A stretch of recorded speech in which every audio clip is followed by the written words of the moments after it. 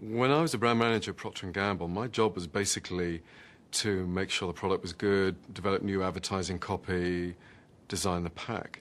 Now a brand manager has an entirely different kind of responsibility. In fact, they have more responsibility. Their job now is to create and maintain a whole meaning system for people through which they get identity and understanding of the world. Their job now is to be a community leader. It is the big monopolistic. Yeah. Ad strategist Douglas Atkin, an expert on the relationship between consumers and brands, says he had a eureka moment one night during a focus group. I was in a research facility watching 8 people rhapsodize about a sneaker. And I thought, where is this coming from? This is, at the end of the day, a piece of footwear. But the terms they were using were evangelical. So I thought, if these people are expressing cult-like devotion, then why not study cults? Why not study the original? Find out why people join cults and apply that knowledge to brands.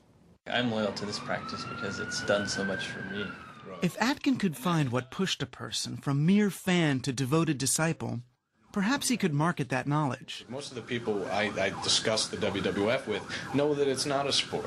Right. It's a masculine ballet. So he compared dozens of groups he considered cults with so-called cult brands, from Hare Krishna to Harley Davidson. If you're smart and kind of individual, that's what you drive. From Falun Gong to Mac. I think there's something about Mac users, like they get it. We just had discovered something. They realize there are other people like them and they cooperate on certain projects, and it's part of belonging to the tribe. And the conclusion was this, is that people, whether they're joining a cult or joining a brand, do so for exactly the same reasons. They need to belong and they want to make meaning. We need to figure out what the world is all about, and we need the company of others. It's simply that. Saturn is a really good example. It's a mass cult brand. For example, 45,000 people turned up to spend their holiday, their vacation time at the factory in Tennessee, instead of going to Disney World or the Grand Canyon. Now, why would they do that?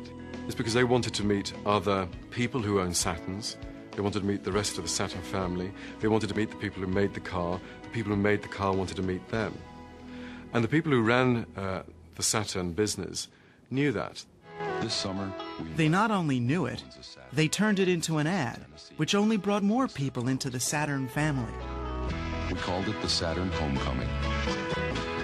They could see where the idea for a new kind of car company had taken shape, and we could thank them for believing we could do it. And they created a great meaning system for Saturn.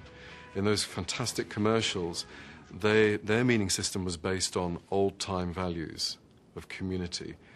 It was a kind of an icon that America yearned for but couldn't find anymore.